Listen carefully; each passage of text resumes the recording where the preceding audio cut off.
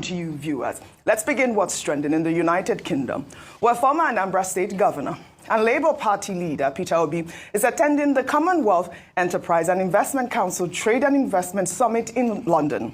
On Tuesday, Peter Obi advised African leaders on how to deal with the economic challenges resulting from U.S. President Donald Trump's trade tariffs. The Labour Party leader highlighted Africa's contribution to global trade, stating that the GDP remains low. He urged African leaders to focus on creating value, increasing innovative production, and prioritizing sectors like agriculture, which could transform Africa into a major global agricultural force. Let's listen in.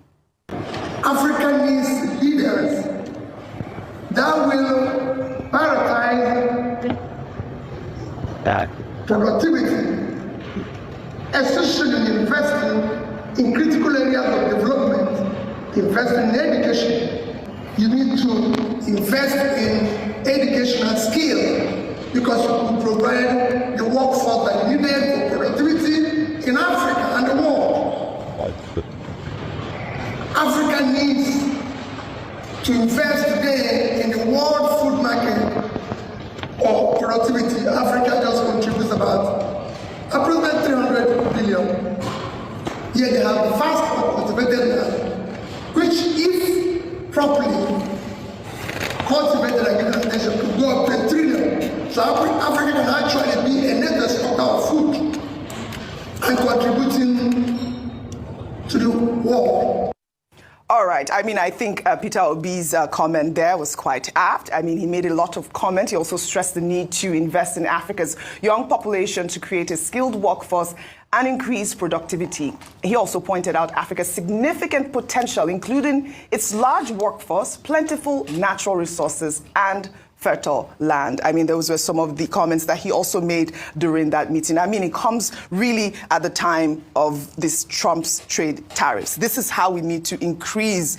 It's Africa first at this point, and we need to put that forward. And I'd like to take this tweet from Cheji Vincent, who commented on Peter Obi's video, saying, apt, while the challenge of combating corruption remains a Herculean task, the bigger problem rests on how African countries can unlock capital needed to process its vast natural resources and shun export of primary products. Reform of the current financial architecture is key. Meanwhile, in Kaduna State, Nigeria's Vice President Kashim Shettima on Tuesday launched the construction of a special agro-industrial processing zone, SPAZ, a project aimed at improving Nigeria's agricultural value chain.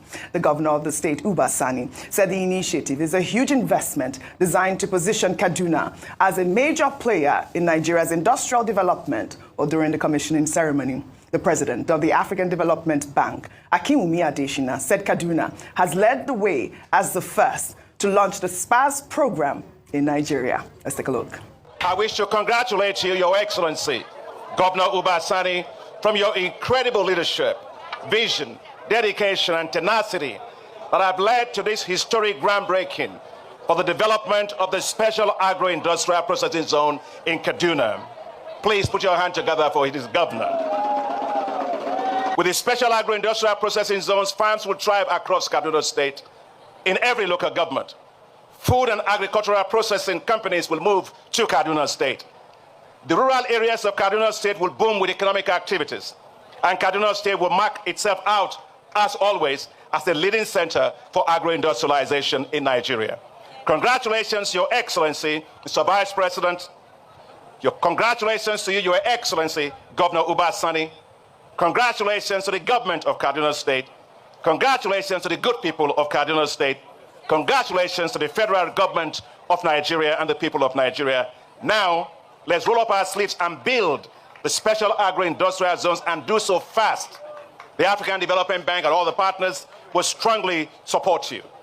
This was beautiful to see. Congratulations to Nigeria. We know that the African Development Bank has invested heavily in the SPAZ program across Africa, with Kaduna being the first state in Nigeria to launch the initiative. This huge initiative is part of this national project to actually rebrand our country as, a great agricultural processing nation that could foster export.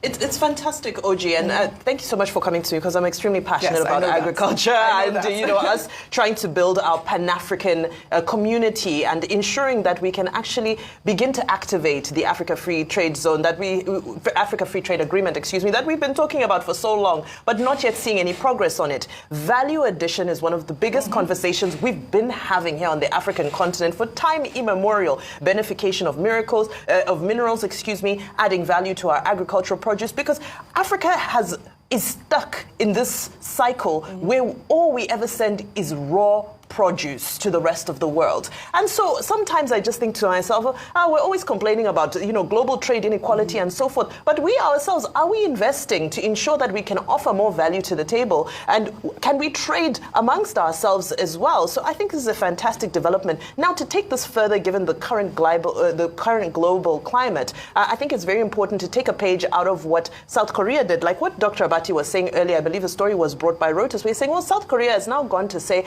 given the global climate, we're going to put some money down and inject, $3 billion into our strategic industries, for them being automotive industries. Very similar to what South Korea did and the East Asian Tigers did around the 80s, I believe, to build their strategic sectors. So what are we now doing? We now have the agro-processing zone. Good. Where are the free trade zones? Where is the investment now coming from the state? Not that we're going to shop and beg our bowl and say, please borrow, lend us money. No. Where is our budget that states that, okay, this is how we're going to subsidize the production of this and ensure that we invest as a state into the production of XYZ to do that value addition, so we can go beyond raw materials, go to intermediate goods and even finished goods as well. I love that. Rotus, Peter Obi's point. I mean, he's always moving from consumption to production. And, exactly. I think that, the fact that he urged African leaders to capitalize on, our young workforce and, increase human capital development in terms of even agriculture. Your thoughts on that? Look, Peter Obi was spot on. Agriculture in Nigeria is growing at sub 1.3%, right? Livestock is in recession. Fisheries and forestry are struggling. So you need these investments in order to be able to push things. So we have a food crisis. And most important of all, you need electricity. About 600 million Africans don't have access to electricity. So if you're going to be, pushing production forward, you've got to have good roads, you've got to get these into market and so on and so forth. And look, as far as intra-Africa trade, we need more ports. One of the reasons why we struggle with trade within Africa is we don't have enough ports on the continent. So Peter Obi is spot on, and well done to Kaduna. This is where we need to go. Yes, kudos to Kaduna State Government and, of course, AFDB. Dr. Abati. Subjects on the table. Let me start with Mr. Peter Obi. I think I agree with him on everything that he said. Yeah. What he was saying, by way of summary, is that Africa is the last frontier because we have just about 2 to 3% share of global trade. We have just about 2% of global GDP, and yet, he pointed out, he reminded that forum at the CITS Commonwealth event in London, that look, Africa has a population of 1.5 billion people. Africa has a youthful population of about 1 billion people in 54 countries. People are very energetic. Yes. And that the situation in which we have found ourselves, does not reflect the resources that we have, not just in terms of human beings, but also in terms of mineral resources. We have arable land. We have natural resources. We cannot afford to be behind. And he is now saying that Trumpism, the disruption of the world by Trump, should be a wake-up call for African leaders to look inwards and to find homegrown solutions to see how they can engage the world. But he also noted, and I also agree with him, that the problem with Africa is leadership. So on all of those points, you cannot argue with him. So he's asking for productivity. He's asking for human capital development. All these young people, all over Nigeria and the rest of Africa who are unproductive, who are just milling around because the state have failed them, they should be put to productive use. So he's entirely on point, to borrow Rotus' phrase. Number two is the phase one of the agricultural project that they are doing under the Tinubu administration. Let us remind ourselves that this administration has always talked about agricultural productivity. Yes. But the problem with agriculture in Nigeria is that we have been hearing it since the 1970s. Agriculture is a mainstay of the Nigerian economy. That's what we hear with the vast arable land that we have. but we've not been able to get it right. We have had Operation Feed the Nation. We have had the Green Revolution. We have had all kinds of initiatives, which is why I think it was very instructive that Dr. Akinwumi Adesina, president of the AFDB, was a person who was speaking, because he was one of those persons in this country who made an effort to provide a blueprint for the agricultural sector in Nigeria. And his emphasis was about value chain. And he used to say, that agriculture should be seen as a business, not something that you do in your backyard. That agriculture is a business. That's his mantra. And that there is an entire value chain that the country must focus upon. And when Vice President Shettima himself spoke, he talked about that value chain, about how it's not enough to just have these farming zones. Also, you have to worry about infrastructure. You have to worry about access to markets. So they could not have invited a more knowledgeable person than Dr. Akinwumi Adesina. But what they did in Kaduna is the first phase.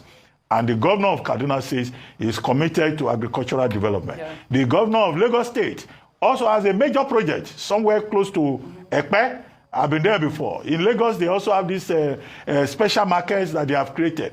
A country of over 200 million people with vast arable land and a lot of idle people around should be able to feed itself. Yes. And we should be able to work on the value chain. So I think it's a very good development. But the Kaduna State governor must not just say he's committed to it. Yes. He and all the other states, this is phase one they are doing.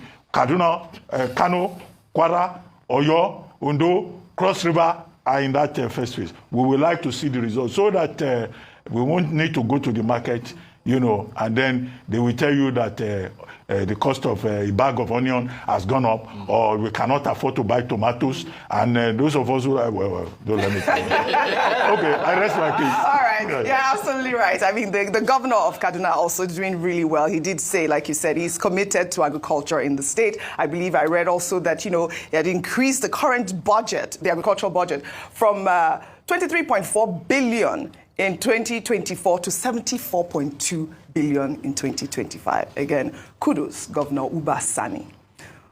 We'll take another